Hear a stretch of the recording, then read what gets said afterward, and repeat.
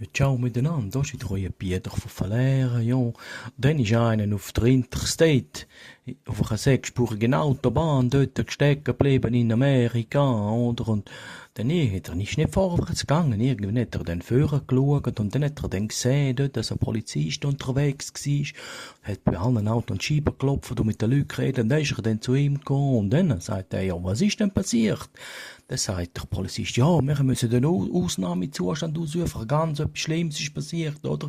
Sie haben den Donald Trump, haben's entführt oder gekidnappt, und wenn bis am Sonntagabend nicht 100 Millionen Dollar auf einem Konto sind auf den Cayman Island, dann tun sie mit Benzin übergüssen und anzünden.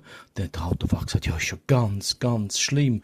Und was machen sie jetzt bei den Autos? Ja, wir sammeln Spenden bei den Autofahrern. Und dann fragt er, ja, wie verspenden denn die Leute so? Und dann sagt er, ja, im Schnitt 3 bis 4 Liter.